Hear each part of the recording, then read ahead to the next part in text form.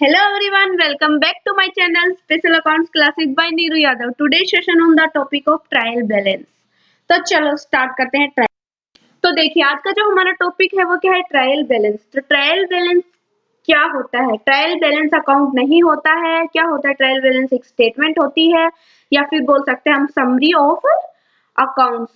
जो number of ledgers होते हैं उनके अंदर जो बैलेंस बचता है, जिस भी साइड बैलेंस बचेगा उसके बाद हम उसको कहाँ ट्रांसफर करते हैं? ट्रायल बैलेंस के अंदर। जो ट्रायल बैलेंस है वो हम किस लिए बनाते हैं? डेबिट और क्रेडिट का मैच करने के लिए हम मैच करते हैं कि जो हमने जो ट्रांजेक्शन पोस्ट की वो मतलब सही तरीके से की या नहीं की, क्योंकि every transaction has two aspect one is debit and other is credit. तो जो ट्रायल बैलेंस है हम अरिथमेटिक एक्यूरेसी बुक्स की फाइंड आउट करने के लिए हम क्या बनाते हैं? ट्रायल बैलेंस बनाते हैं। तो चलो बुक्स की लैंग्वेज में कर लेते हैं एक बार। ट्रायल बैलेंस इज स्टेटमेंट, एक स्टेटमेंट होती है जो प्रिपेयर करी जाती है with the debit and credit balances of the ledger account. जो लेजर के डेबिट और क्रेडिट बैलेंसेज है उनके थ्रू हम क्या करते हैं? ट्रायल बैलेंस बनाते हैं। किस लिए क्यों बनाते हैं? To test the arithmetic accuracy of the books की अरिथमेटिक एक्यूरेसी को फाइंड आउट करने के लिए। अब देखिए प्रोसेस क्या है। सबसे पहले हम अकाउंट्स के अंदर क्या करते हैं? ट्रांजेक्शन को क्या करते हैं? रिकॉर्ड करते हैं। रिकॉर्डिंग हम किसके अंदर करते हैं? जर्नल के अंदर। जब ट्रांजेक्शन हुई कोई भी बिजनेस के अंदर तो सबसे पहले हम उसको जर्नल के अंदर उसकी क्या बनाएंगे? जर्नल एंट्री बनाएंगे। देन हम क्या करते हैं? उनको क्लासिफाई करते हैं। जो सेम नेचर की ट्रांजेक्शन है उनको मतलब किन में पोस्ट कर देते हैं? लेजर्स में। लेजर के अंदर हम क्लासिफाई करते हैं जहां पे जो सेम जैसे केस से रिलेटेड सारी ट्रांजेक्शन है वो किस में आ जाएंगी? कैश अकाउंट में आ जाएगी। सेल से रिलेटेड जितनी भी ट्रांजेक्शन है वो सेल्स अकाउंट में आ जाएगी। तो यहाँ पे हम क्या करते हैं? जर्नल बनाने के बाद उनको क्या कर देते हैं? उनके लेजर्स में उनको पोस्ट कर देते हैं। जो पोस्टिंग हो जाती है उसके बाद देन हम बनाते हैं ट्रायल बैलेंस। ट्रायल बैलेंस जो होता है उसके अंदर हम क्या दिखाते हैं? जब हम लेजर बनाए उसके बाद जो लेजर के अंदर बैलेंस किस साइड बच रहा है वो हम पोस्ट कर देते हैं हमारे ट्रायल बैलेंस के अंदर। तो ये जो थर्ड स्टेप आता है हमारा समराइजिंग, इसके अंदर हम ट्रायल बैलेंस बनाएंगे। फिर हमने दो कर लिया, रिकॉर्डिंग कर ली, क्लासिफाइंग कर ली। अब हम करेंगे समराइजिंग। समराइजिंग के अंदर फर्स्ट आता है हमारा ट्रायल बैलेंस। ट्रायल बैलेंस बनाएंगे पहले, उसके बाद हम करेंगे trading and profit and loss account and then balance sheet. Summarising के अंदर बैलेंस शीट भी आती है। अब देखिए जो ट्रायल बैलेंस है उसके 5 कॉलम्स होते हैं। फर्स्ट में लिखेंगे हम सीरियल नंबर, सेकंड होता है हमारा head of the accounts and third is ledger folio and debit and credit balance. जो ट्रायल बैलेंस होता है उसके देखिए हम लेजर बनाते हैं, फिर हमारा डेबिट का टोटल करते हैं, हम क्रेडिट का टोटल करते हैं। जिस साइड का टोटल एक्स्ट्रा होगा उसी साइड का क्या होगा? बैलेंस आएगा। तो अगर डेबिट बैलेंस का डेबिट साइड एक्सेस है देन क्रेडिट साइड, तो जो हमारा बैलेंस बचेगा वो किस साइड का बचेगा? डेबिट साइड का। तो हम डेबिट साइड में ट्रायल बैलेंस के अंदर पोस्ट कर देंगे। जो ट्रायल बैलेंस है वो पर्टिकुलर डेट को बनाया जाता है, इसलिए हम लिखते हैं ट्रायल बैलेंस एज ऑन।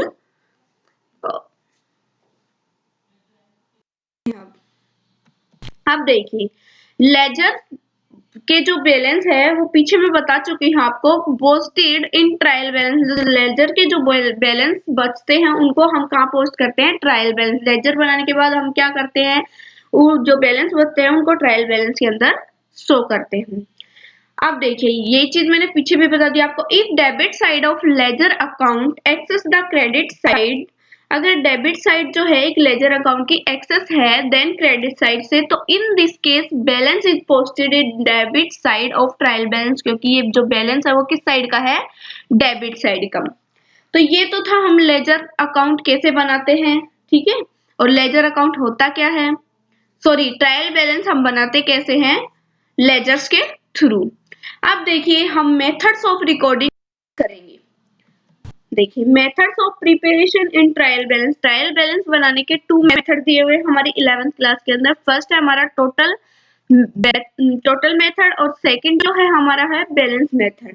जो ये टोटल मेथड है इसके अंदर क्या किया जाता है? Under this method every ledger account is total. इस मेथड के अंदर क्या किया जाता है? प्रत्येक जो लेजर होता है उसका डेबिट साइड भी टोटल किया जाता है और क्रेडिट साइड भी टोटल किया जाता है। डेबिट साइड का जो बैलेंस होता है वो डेबिट साइड में शो किया जाता है, क्रेडिट बैलेंस जो होता है वो क्रेडिट साइड में शो किया जाता है।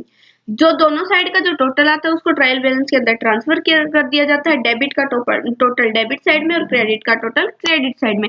लेकिन ये जो टोटल बैलेंस मेथड है, इस मेथड को हम अकाउंट्स के अंदर यूज नहीं करते, क्योंकि ये जो मेथड है वो अकाउंटिंग के लिए यूजफुल नहीं है। तो सेकंड आता है हमारा balance method. This is the important method. इस मेथड को यूज करते हुए हम फाइनेंशियल स्टेटमेंट भी बनाएंगे और ट्रायल बैलेंस भी बनाएंगे। तो जो हम क्वेश्चंस करेंगे ये इसी मेथड्स के थ्रू ज्यादा करेंगे, बैलेंस मेथड के टोटल मेथड के थ्रू, क्योंकि ये अफेक्टिव नहीं है तो इस मेथड को हम यूज नहीं करेंगे। हम यूज करेंगे किसको? बैलेंस मेथड को। अब देखिए इस मेथड के अंदर मैं एक बार अपनी लैंग्वेज में बता दूं, हम क्या करेंगे, लेजर्स बनाएंगे। ठीक है, लेजर्स बनाएंगे तो डेबिट का जो बैलेंस होगा डेबिट साइड में लिखेंगे, क्रेडिट का, फिर दोनों साइड का टोटल करेंगे और जिस साइड का टोटल ज्यादा होगा, ठीक है, उस साइड का बैलेंस किस में पोस्ट कर देंगे? ट्रायल बैलेंस के अंदर। डेबिट का ज्यादा है तो डेबिट बैलेंस लिखेंगे, क्रेडिट का ज्यादा है तो क्रेडिट बैलेंस। तो देखिए एक बार डिटेल में करते हैं इसको।